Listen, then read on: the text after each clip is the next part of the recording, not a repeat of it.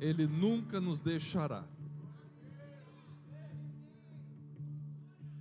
Eu vou para o Pai, mas envio o Consolador, e eis que estou convosco todos os dias, até a consumação dos séculos. Nunca nos deixará. Glória a Deus. Pode assentar, meus irmãos.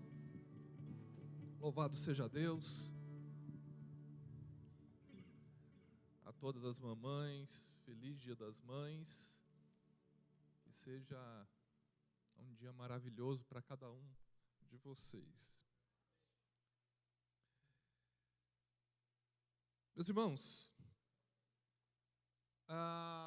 eu quero que você abra a sua Bíblia, Mateus capítulo 16, versículo 21 ao 24. E enquanto você vai abrindo, eu quero falar algo, né, sobre a proposta desse mês, que o apóstolo Elian trouxe para a gente, a partir desse tema geral do mês, né, os 4 cavaleiros do Apocalipse, partindo dos princípios orgulho, ofensa, orfandade e omissão. É tão interessante isso, porque dentro do processo terapêutico, e me permita entrar um pouco dentro do meu trabalho diário, quando as pessoas chegam para a gente para começar a fazer um processo terapêutico, muita gente chega dizendo o seguinte: o que eu estou fazendo aqui? O que eu tenho que fazer? Eu nunca fiz terapia. O que eu faço? Por onde eu começo? E eu digo para elas: começa pela queixa. A primeira coisa no processo terapêutico é apresentar uma queixa. Isso aqui é uma questão básica. E durante o processo, essa questão de queixa, de apresentar a queixa, não é fácil para a pessoa falar para um desconhecido, ainda que seja um profissional, falar assim: eu estou passando por tal problema, essa é a dificuldade. Às vezes a pessoa dá voltas, né? Ela fala o seguinte: eu não estou dormindo direito. Tá, então a queixa que você está tendo às vezes é ansiedade, pode ter a ver com questões de depressão, porque a depressão está ligada à insônia ou hipersônia, e tantas coisas mais. E você vai fazendo o processo de diagnóstico a partir daquela queixa. O seu objetivo como terapeuta é traduzir para a pessoa, um deles, aquilo que ela está sentindo, que ela não está conseguindo entender, que está embaralhado na mente dela. E a realidade é que eu penso que esses 4 cavaleiros do Apocalipse, eles apresentam queixas aqui. São queixas de coisas que estão acontecendo. O orgulho é uma queixa, que às vezes a gente não consegue entender que é orgulho. Temos ações e não conseguimos entender que aquelas ações representam orgulho. A ofensa é uma outra queixa, que muitas vezes alguns comportamentos não conseguimos compreender que aquilo tem a ver com ofensa. A orfandade também é uma queixa, às vezes somos órfãos de pais vivos. Estamos na igreja e ainda nutrimos a orfandade dentro de nós. E que às vezes precisamos entender como ela foi construída. E da mesma maneira a omissão. Tá. Hoje nós vamos falar de uma segunda queixa. De uma segunda situação. Essa palavra, ofensa, fruto de feridas não curadas, eu gostaria que você prestasse bastante atenção nesse sentido e que a gente pudesse transitar de uma forma, mas eu não posso só falar da queixa. Eu vou apresentar a queixa, eu vou procurar traduzir a queixa, eu vou procurar fazer você entender a queixa, mas eu preciso trazer, biblicamente falando, dentro de uma perspectiva bíblica, um caminho para que você fale o seguinte: espera aí, eu preciso, para sair dessa queixa, sair desse problema, eu preciso traçar esse caminho, que é a proposta. Então nós vamos caminhar por isso. O texto que eu vou ler com vocês é de Mateus 16, versículo 21 ao 24, ele diz o seguinte: desde aquele momento, Jesus começou a explicar aos seus discípulos que era necessário que ele fosse para Jerusalém e sofresse muitas coisas nas mãos dos líderes religiosos, dos chefes, dos sacerdotes e dos mestres da lei. E fosse morto e ressuscitasse no terceiro dia. Então Pedro, chamando-o à parte, começou a repreendê-lo, dizendo: nunca, Senhor, isso nunca te acontecerá. Talvez eu estou falando com uma voz calma, mas com certeza foi de uma forma mais firme. Jesus então vira para Pedro e diz: para trás de mim, Satanás. Você é uma pedra de tropeço para mim, e não pensa nas coisas de Deus, mas nas dos homens. Então Jesus disse aos seus discípulos: se alguém quiser acompanhar-me, negue-se a si mesmo, tome a sua cruz e siga-me. Amém. Em 1936, um ator que se tornou mundialmente conhecido, talvez um dos maiores até de todos os tempos, ele estrelou um filme que foi escrito por ele mesmo. A grande maioria dos filmes dele foram escritos por ele mesmo. E ali talvez ele não tinha a menor noção o quanto ele estava sendo profeta naquele filme. O nome desse homem se chama Charles Chaplin. Em 1936 ele lança um filme chamado Tempos Modernos. Um filme que até hoje, se você for assistir, é um filme em preto e branco. E o início do filme ele já apresenta algo que iria acontecer de uma maneira muito forte nos dias de hoje. Ele apresentava um processo na sociedade de desumanização. Desumanização que hoje tem sido um conceito comum no nosso meio. Talvez nós não percebemos, mas nos tornamos uma sociedade desumana, ou desumanizada, melhor dizendo. Uma sociedade que não precisa que ninguém nos desumanize, mas nós mesmos nos desumanizamos. Nós fazemos esse papel. Nós mesmos geramos esse tipo de comportamento.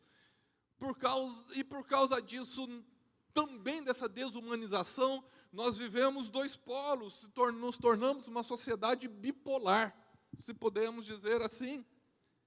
Porque nos tornamos uma sociedade com pouca capacidade de empatia, mas ao mesmo tempo nos tornamos uma sociedade hipersensível.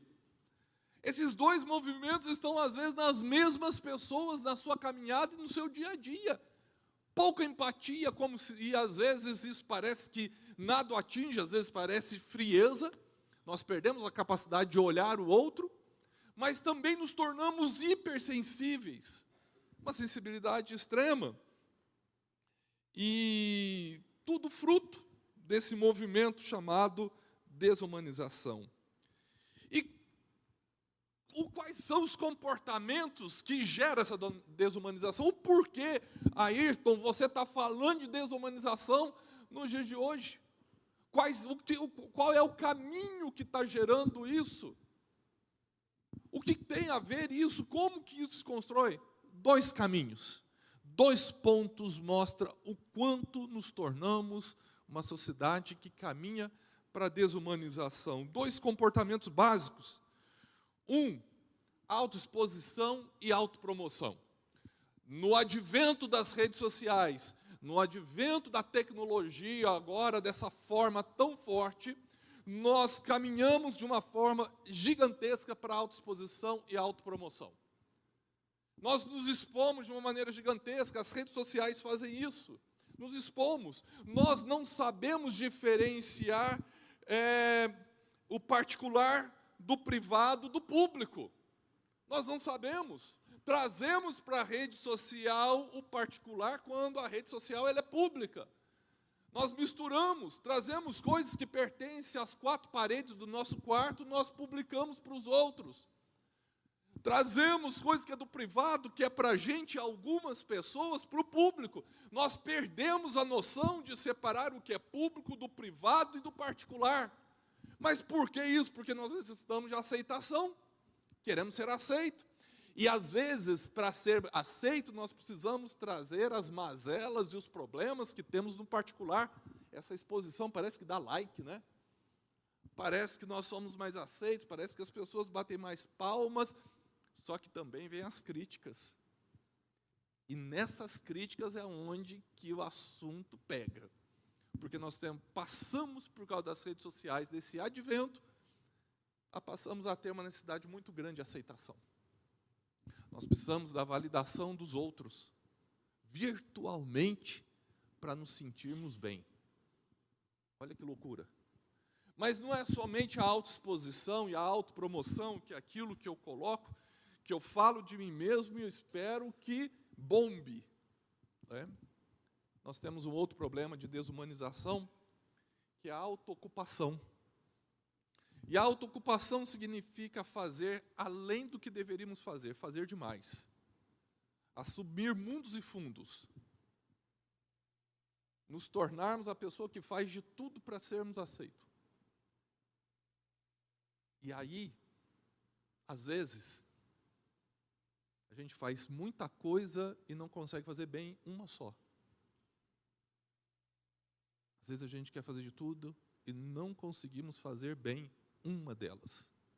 Nos fragmentamos. É como se a gente virasse uma pizza de vários sabores. Fragmentamos quem nós somos em várias funções e às vezes nem sabemos quem nós somos. E é tão interessante que essa autoocupação tira a nossa capacidade de identidade. Tira a nossa capacidade de sabermos do que verdadeiramente somos capazes. Tem gente que não sabe do que é bom mais. Ela é boa em alguma coisa, ou talvez mais de uma, mas ela não sabe. Ela ficou perdida no meio do espaço porque ela exagerou no processo. E a questão é que nós fazemos tudo isso, nos expomos, nos promovemos, nos ocupamos de uma maneira muito intensa e também de uma maneira imediatista nós esperamos algo de tudo isso, que se chama compensação. O que é a compensação? É um prêmio que nós recebemos. Eu quero receber algo por aquilo que eu estou fazendo. Eu quero, eu me exponho, eu quero receber o prêmio. Quais são os prêmios? São os elogios, são os likes. Eu me ocupo demais. O que eu estou querendo fazer? Eu estou querendo receber um tapinha nas costas, eu quero receber aplausos. Somos uma sociedade que tem uma necessidade gigantesca de aplausos, porque os aplausos me validam, faz eu me sentir gente quando eu sou aplaudido, faz eu me sentir humano. Olha só que loucura isso. A nossa humanização está literalmente alicerçada ao quanto que eu sou aplaudido. E não deveria ser assim, porque ser humano não depende disso. Isso tem a ver com validação, não com ser humano. E nos desumanizamos. Nós fomos nos perdendo no meio desse caminho. E o que acontece quando isso não vem? Quando essa validação, quando esse aplauso, quando esse parabéns, quanto a essa exposição pública, olha, você foi espetacular, você foi maravilhoso. O que acontece com a gente quando isso não acontece? Nós nos sentimos ofendidos. Aí começa o processo, daquilo que é a proposta aqui. Começa a bater em nós o sentimento, que vai ter um nome isso, esse sentir ofendido, sabe? E é tão interessante porque o cérebro nosso, ele não consegue diferenciar o esqueceram de mim com levei um soco. A região do nosso cérebro que trabalha nesse ponto, ela é a mesma região que se eu levei um soco tem o mesmo valor de esqueceram de mim. Então, quando esquece de mim, é como se alguém me desse um murro na cara, me desse um tapa na cara, como se houvesse uma agressão física, quando não houve uma agressão física, porque o cérebro não consegue diferenciar isso. Ele não consegue separar essa questão. E algumas coisas, ou várias questões, vão sendo apresentadas dentro desse sentido. Por exemplo, fui esquecido, medo de ser irrelevante. Fui esquecido, ou seja, fui esquecido porque não sou uma pessoa relevante. que mais? Não me valorizam. Bem, ou seja, acho que sou rejeitado. Ah, foi de propósito que esqueceram de mim. Paranoia. Alguém esquece por um lapso, por alguma coisa. Mas a paranoia diz, foi de propósito, está de marcação contigo. Aí vem a raiva ou mágoa, mistura o orgulho ferido e a tristeza. E tudo isso vai tomando uma proporção. E é por isso que essa palavra se sentir, ou essa frase, se sentir ofendido, tem um nome. Dentro da psicologia. Sabe qual que é o nome disso? Dor da exclusão social. Esse termo. O ofendido, dos 4 cavaleiros do Apocalipse, a ofensa tem um nome psicológico. Se chama dor da exclusão social. E a grande questão é que a dor da exclusão social, ela é fruto, sim, de feridas não curadas e enredos não realizados. Porque nós gostamos de realizar os nossos enredos. Nós criamos uma narrativa para a nossa história, criamos um enredo para a nossa história, e nós queremos que eles sejam realizados. E nem sempre os nossos enredos serão realizados, meus irmãos. Nem sempre as coisas vão acontecer como a gente imaginava. Nem todo sonho que você tem será realizado, nem todo desejo que você deseja vai acontecer. É assim, a vida funciona assim, e tudo bem por isso. Não estamos aqui para sermos invictos nessa vida, e não somos invictos nessa vida. Vamos ganhar muitas, mas não todas. É assim que funciona a nossa vida. E o pior é que esse sentimento acontece, essa dor da exclusão social, que é essa ofensa, esse tipo de ofensa, ela não acontece na rua. Principalmente, ele não acontece na caminhada na escola. A força maior dele é dentro de ambientes de pertencimento. E existem 2 ambientes para nós de pertencimento que são dos mais relevantes: igreja e casa. E é onde que isso toma uma força gigantesca. E talvez você fique perguntando para mim, e o que o texto tem a ver com isso? Ele tem a partir de um conceito. O texto que eu li para vocês, ele não vai falar da exclusão social, mas ele vai falar do antídoto.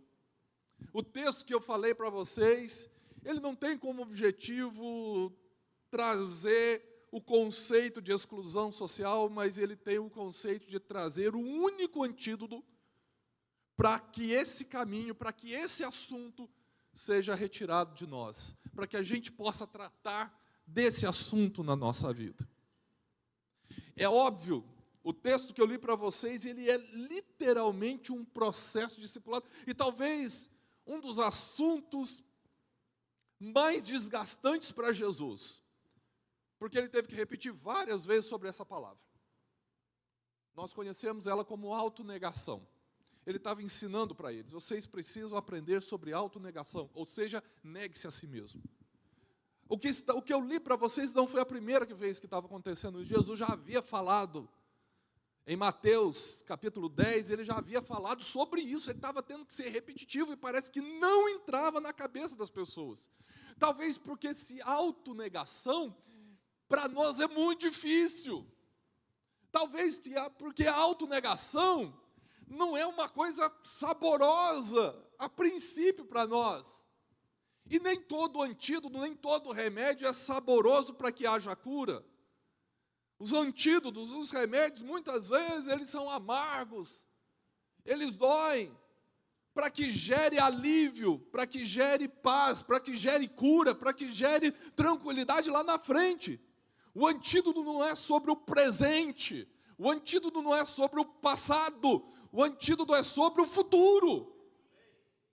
Ele vem para te curar na frente, não é para o aqui e agora.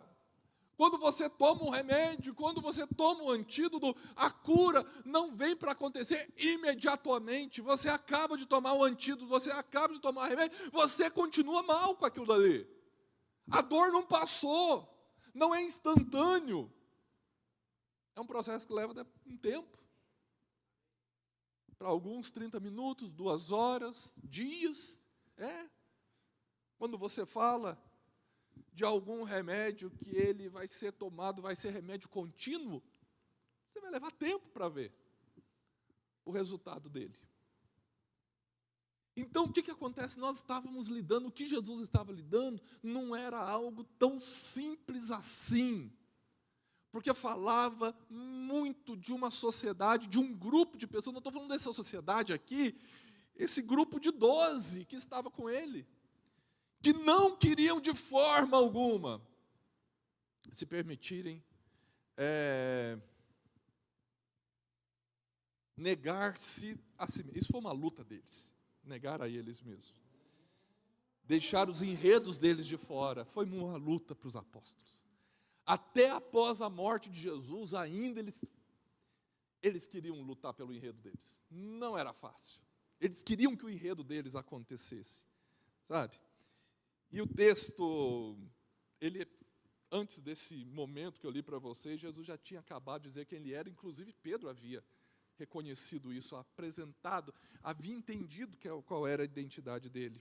Só que agora Jesus ele entra num outro momento que ele vai revelar aos discípulos a sua paixão, o que vai acontecer e o preço a ser considerado para aqueles que o seguem, ou seja, ele vai apresentar, olha o que eu vou passar aqui, vai acontecer tal coisa, ele vai apresentar que a hora dele está chegando, mais uma vez, e mais uma vez os apóstolos vão fazer com que Jesus fala, entra por um ouvido e sai pelo outro, porque existia algo que eles não queriam de maneira alguma, era de entender, eles não queriam compreender que Jesus iria morrer.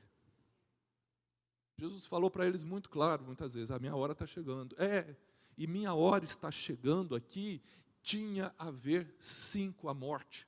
Mas eles queriam fazer outras interpretações, porque eles não queriam encarar a realidade do que estava para acontecer.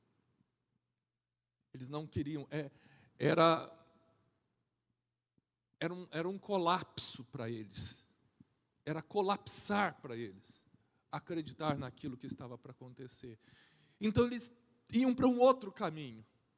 Eles criavam um enredo deles, e no enredo deles, deixa eu explicar para vocês, no enredo dos apóstolos e dos discípulos em geral, dos seguidores de Jesus, Jesus morrer era inadmissível. No enredo deles, não cabia a morte de Jesus. Não cabia a morte de Jesus. Nós fazemos isso constantemente. Não cabia, não cabia. É só a gente lembrar de Maria Madalena, lembra disso? Após a morte de Jesus, ela vai até o sepulcro, a pedra está rolada, ela entra, ela vê um anjo, e o corpo não está ali. Ela vai para prestar as últimas homenagens, e o corpo não está ali.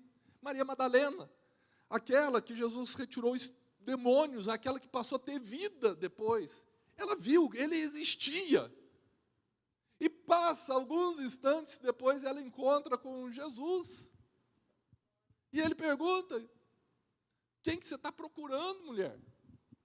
Você lembra da fala dela? O texto diz que ela pensa que ele é um jardineiro. Olha só, um jardineiro. Onde você colocou o meu mestre? Aonde que ele está? Para pensar comigo. 3 dias após a morte, você acha que alguém consegue esquecer a fisionomia de outra pessoa? Consegue dar esse branco? Alguém importante na sua vida, que morreu 3 dias depois, você consegue esquecer a fisionomia dessa pessoa? Havia 3 dias da morte de Jesus, gente. Havia 3 dias da morte de alguém que ela seguiu, que ela caminhou, que ela viu milagres. Ela conseguiu esquecer da fisionomia de Jesus. Quero dizer que Jesus não havia transfigurado, que é quando o corpo se ilumina e talvez as pessoas não conseguissem reconhecê-lo. Jesus também não tinha vindo em outro corpo, sem coisa de espiritismo. Jesus havia ressuscitado. O que é a ressurreição?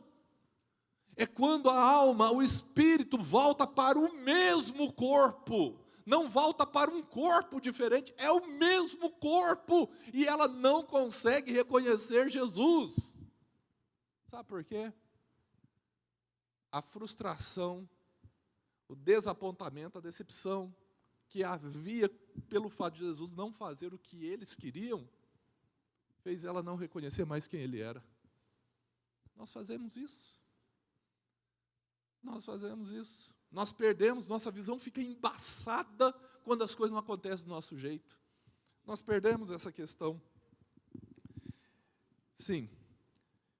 No meio dessa história toda, voltando, e a penosa lição que Pedro, os apóstolos, nesse texto aqui estavam recebendo, era que seguir a Jesus era seguir um Cristo, um Jesus crucificado.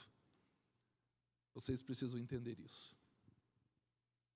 Sai de mim, Satanás. E aquele que quiser me acompanhar, seguir a mim, negue-se a si mesmo, toma a sua cruz e siga-me. Aprenda, tome a sua cruz, entenda que eu serei crucificado e você precisa aprender a seguir um Cristo que foi crucificado. Você vai ter que aprender isso. Você vai ter que aprender sobre essa lição. E para isso, Jesus estava ensinando algo para eles. Vocês precisam aprender algo. Vocês vão precisar aprender a romper com sistemas internos e externos.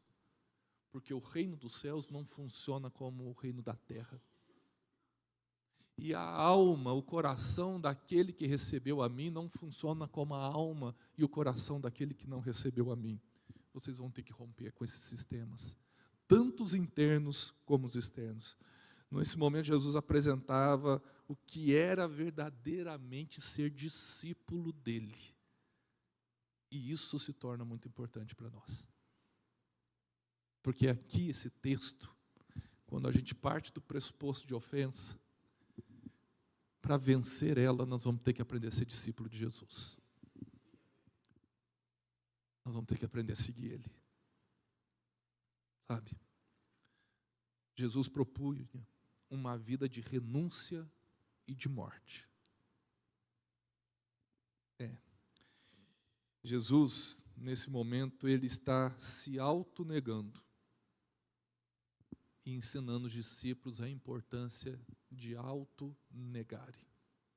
O Cristo que em Filipenses, Paulo diz que não usurpou ser igual a Deus, mesmo sendo Deus. Ou seja, se autonegou, mesmo sendo Deus, se autonegou a ser Deus. Estava ensinando. Da mesma forma que eu me autoneguei a ser Deus, aprenda a se autonegarem nesse processo.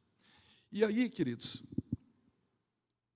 a autonegação, ela nos apresenta 3 pontos importantes, 3 princípios importantes, como antídoto para que a gente possa se curar dessa dor da exclusão social ou dessa ofensa. A primeira coisa que a autonegação nos ensina é que ela nos leva a conquistar a verdadeira liberdade. Quando você se autonegar, você vai conhecer o que é ser livre verdadeiramente.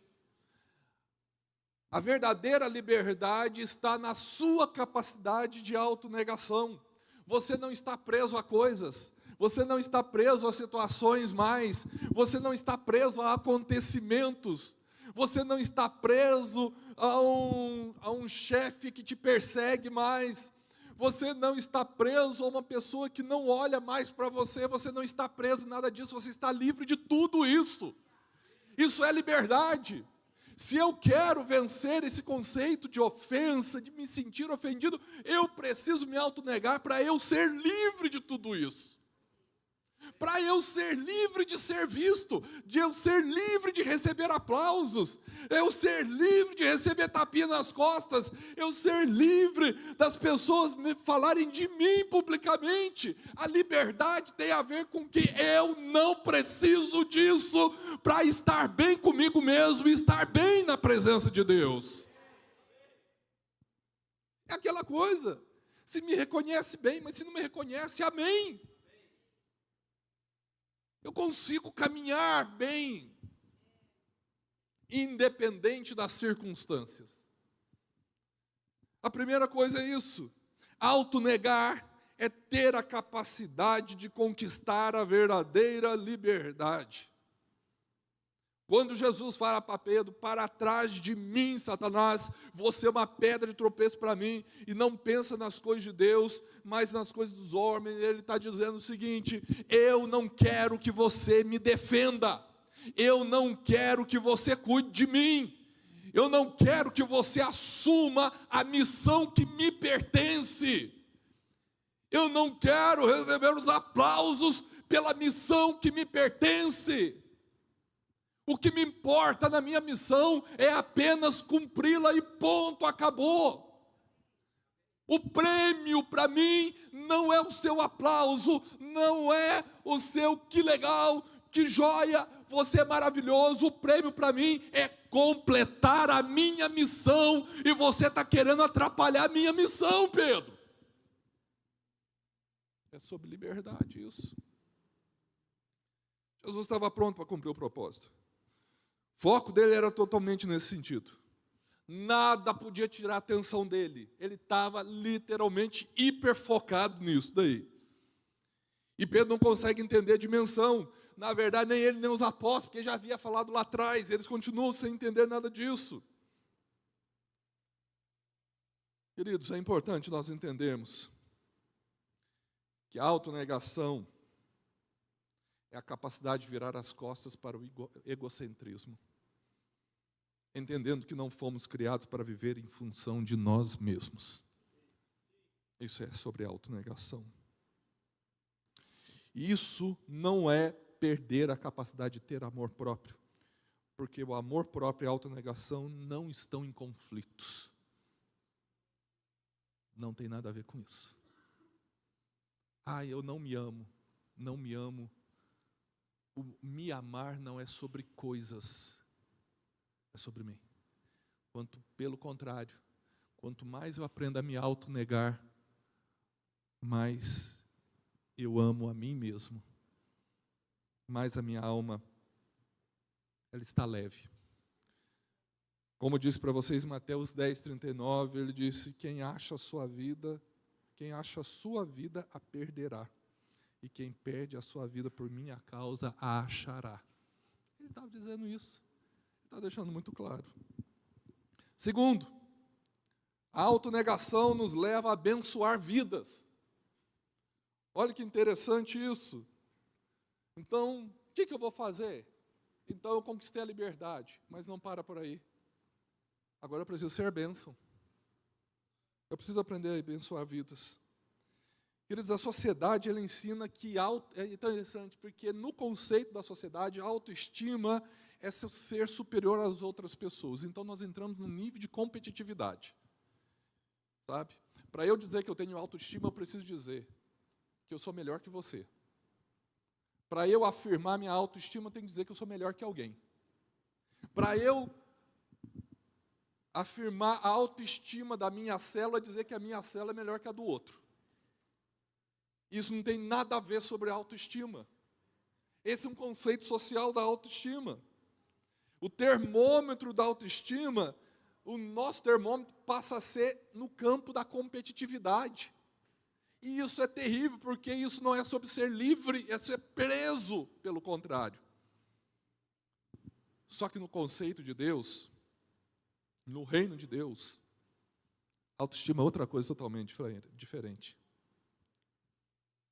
No reino de Deus, a autoestima é a capacidade de abençoar vidas sem segundas intenções.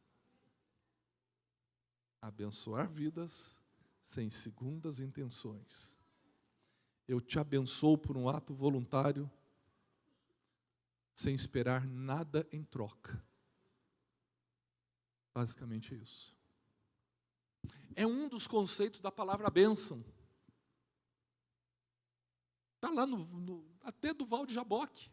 Uma das palavras que encaixam na palavra bênção, no original, não é eu receber, eu não te largo enquanto tu não me abençoares. Uma das definições é, eu não te largo enquanto o Senhor não me tornar uma bênção. Então, bênção não é o que eu recebo, bênção é aquilo que eu sou. Bênção não é aquilo que eu te entrego, que eu te dou, bênção é aquilo que é de dentro para fora e não de fora para dentro. Ou seja, bênção não é receber esse celular de presente. Bênção é eu ser bênção na vida de alguém, é eu fazer diferença na vida de alguém. E eu não consigo fazer diferença na vida de alguém se eu não conseguir me negar. Quantas vezes Deus vai virar para a gente e vai falar o seguinte: faça isso pelo fulano, ajude o fulano. Se eu não me autonegar, eu não consigo fazer isso. E às vezes vai ser para pessoas nada a verem, gente. Nada a verem. E se eu não me autonegar, eu não consigo fazer isso. Isso é sobre autonegação. Abençoar vidas. Então, se a gente quer uma prática, deixa Jesus falar com você. Deixa Jesus te ensinar a ser bênção na vida das pessoas. Sabe, eu estou participando desse evento na igreja aqui, eu estou me voluntariando, eu estou ajudando, estou limpando. Eu não estou fazendo isso pelo apóstolo, pela apóstola, eu não estou fazendo isso pelos pastores, eu não estou fazendo isso por ninguém. Eu estou fazendo por uma missão. A missão é maior que as pessoas. E o meu objetivo é cumprir minha missão aqui. E quem vai receber isso como aroma suave e agradável é o Senhor. Amém, queridos? Eu não vou cantar aqui para que as pessoas falem, sua voz é linda, como que você toca bem. Eu canto para glorificar a Ele. Eu quero ser bênção nas vidas das pessoas, mas eu não quero receber o galardão agora, eu quero receber no céu. E em terceiro,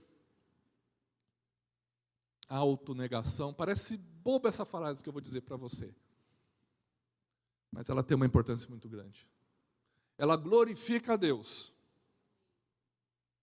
Sim, tudo que Jesus fez, Ele se autonegou com um objetivo: glorificar a Deus.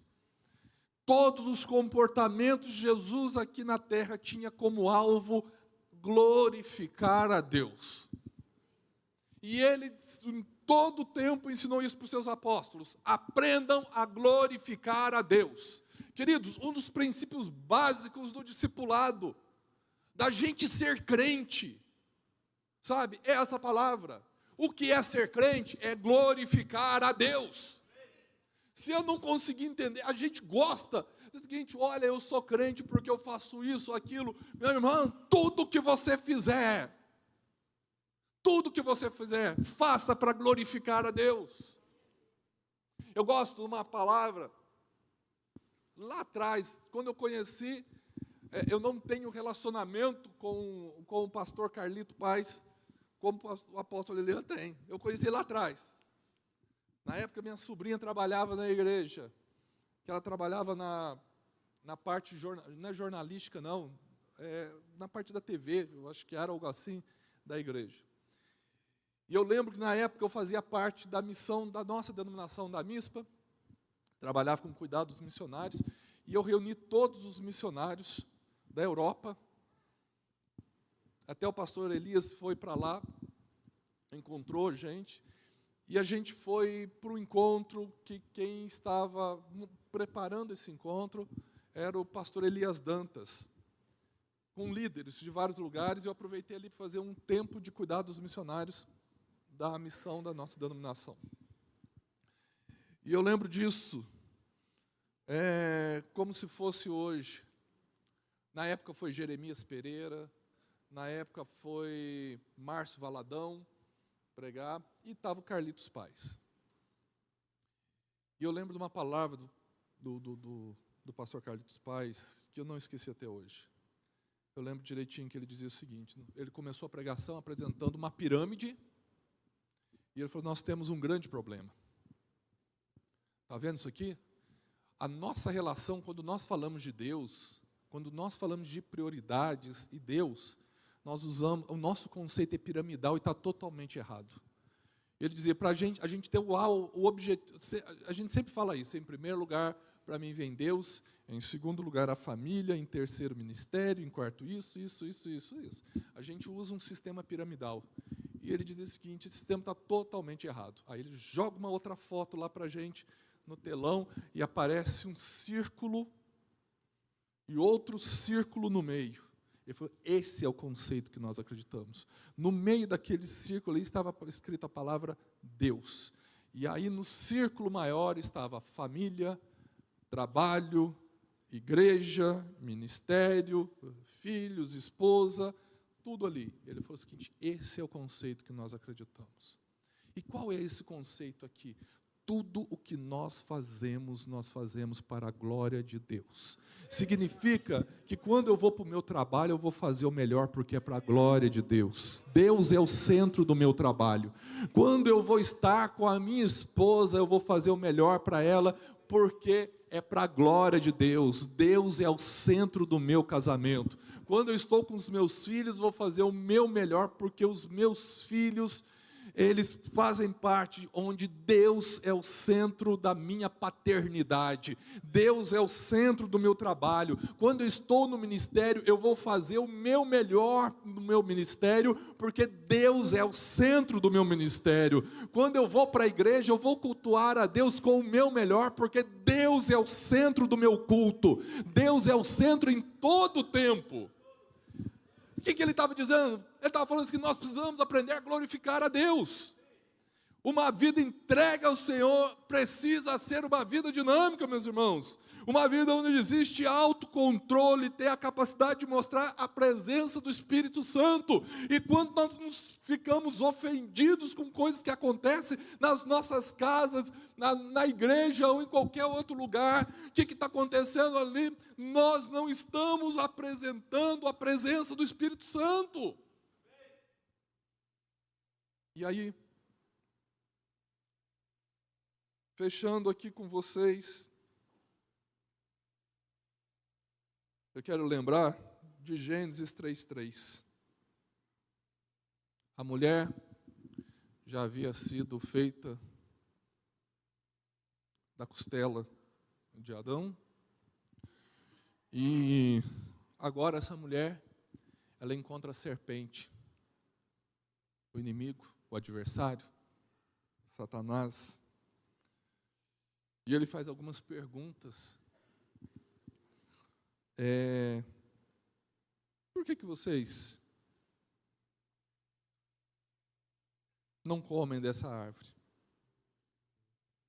E ela diz: o Senhor nos disse. O Senhor disse para a gente: não comam do fruto da árvore que está no meio do jardim. Porque se vocês comerem do fruto da árvore que está no meio do jardim, vocês morrerão. Sabe qual que é o nosso problema? Maior, um dos grandes problemas que mexe, que apresenta as queixas em todos os sentidos, inclusive a de ofensa, é porque ainda continuamos desejando o meio do jardim. Nós continuamos a desejar o meio do jardim. Queremos ser reconhecidos, ou seja, desejamos o meio do jardim. Queremos ser aplaudidos, continuamos a desejar o meio do jardim. E foi avisado lá atrás que o meio do jardim não me pertence e não te pertence. O meio do jardim pertence a Deus. Esse meio, nós não nos alimentamos daquilo que está no meio do jardim. Nós não ficamos no meio do jardim. E toda vez que ficamos no meio do jardim, dá tudo errado na nossa vida. Nos tornamos pessoas amarguradas, revoltadas. Nos tornamos pessoas articuladas negativamente. Tudo fica errado quando nós desejamos o meio do jardim ou vamos para o meio do jardim. O Senhor nos entregou toda a periferia, mas o meio é dele. Vocês estão me entendendo? Eu queria que, nessa manhã, você devolvesse o meio do jardim para o dono dele. Você saísse do meio do jardim nessa manhã. Você dissesse: Senhor, esse lugar não me pertence, e eu vou para o lugar que me pertence. Autonegação. E quando eu faço isso, parece que eu tiro um peso das minhas costas. E aí as coisas ficam mais leves. Eu não me sinto mais ofendido. Aquilo não é carregado, porque eu não estou mais no meio do jardim. Eu devolvi para quem pertence ele. Eu queria que você ficasse em pé em nome de Jesus.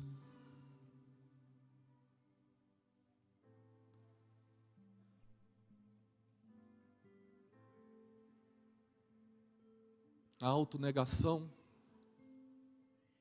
ela nos traz a verdadeira liberdade.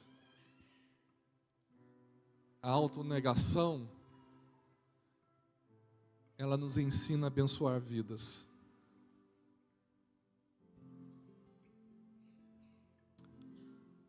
A autonegação, ela glorifica a Deus. Quando eu entendo esses conceitos, as feridas, eu não me sinto excluído socialmente, porque o meu foco está em ser livre dessas coisas, porque o meu foco está em ser bênção, sem pedir retorno, sem troca, porque o meu foco está em glorificar a Deus. A minha vida, ela transita por esse caminho. Às vezes, lá atrás, nós fomos muitas vezes rejeitados, tivemos história de rejeição. É óbvio, quando a gente aceita Jesus, não é um passe de mágica, as coisas do nosso passado vão embora, elas continuam ali. O aceitar Jesus é a abertura de um processo que se inicia, de gavetas que serão abertas, de roupas que serão retiradas e dobradas e gavetas organizadas novamente. Quando você aceita Jesus e recebe Jesus, é como se você fosse um quarto todo bagunçado, com gavetas totalmente bagunçadas, e você diz para ele: entra, e eu permito que você organize esse quarto. E ele vai entrar no processo de organização. E isso é aos poucos. E cada gaveta que ele vai abrir, ele precisa pedir licença para você, porque a gaveta é tua. Mesmo ele tendo te feito, ele respeita esse limite, a gaveta é tua. E ele vai perguntar: posso abrir essa gaveta? Posso organizar essa gaveta? E você vai ter que dizer sim ou não. É assim que as coisas acontecem. E quando nós não permitimos isso, a gente espera a compensação aqui na terra. Esperamos. Esperamos porque aceitamos Jesus, mas não deixamos Ele mexer em determinadas gavetas. Então esperamos que o líder faça aquilo que não deixamos Jesus fazer. E não tem jeito, porque quem faz é Ele.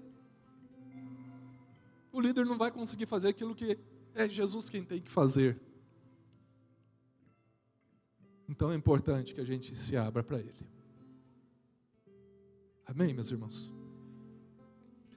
Eu queria que você fechasse seus olhos em nome de Jesus.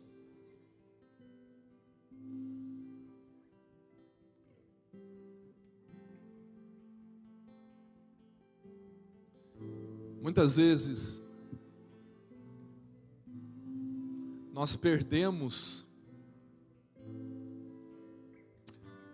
coisas importantes, não fora de casa, mas dentro de casa. E muitas vezes nós estamos procurando lá fora o que perdemos dentro de casa. Por isso nós não vamos achar. Esse é um outro momento.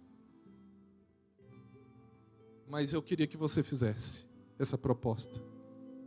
Senhor, eu quero tomar do antídoto. O antídoto de me tornar verdadeiramente livre. O antídoto para que eu possa abençoar vidas e que eu possa glorificar o Senhor. Querido Deus, em nome de Jesus Cristo, eu oro pelos teus filhos aqui nessa manhã. Senhor, obrigado. Obrigado por essa manhã que o Senhor nos deste. Obrigado pela tua presença no nosso meio. Obrigado pelo teu Espírito que está nesse lugar aqui. Obrigado por cada vida que aqui se encontra. Ah, Senhor, quantas pessoas que estão aqui nessa manhã, e outras que estão até nos assistindo, e outras que vão assistir depois desse culto, que estão feridas, e as feridas não são de agora, são feridas de muitos anos, de muito tempo lá atrás, feridas da infância, da adolescência, e feridas que atrapalham o desenvolvimento dela. Meu Deus, eu peço que o Senhor nos alcance com o seu amor incondicional, e que a gente comece a ressignificar o nosso olhar para a tua casa, ressignificar o nosso olhar para a nossa família, que seja algo leve. Sim, que servir para nós seja um prazer, não um peso. Que cuidar para nós seja um prazer, não um peso. Que glorificar ao Senhor, onde que eu diminua e o Senhor cresça, não seja um peso. E que a gente possa viver dessa forma. Em nome de Jesus, eu abençoo cada um dos teus filhos aqui, meu Deus. E meu Pai, a minha oração é que esse ambiente aqui seja um ambiente, seja o divã do Senhor. Que aqui seja um divã, onde nós possamos refletir em quem somos, em como agimos, em como falamos, ou em como escutamos. E que tudo haja uma transformação na nossa forma de pensar, de agir, para glorificar o teu nome. Amém.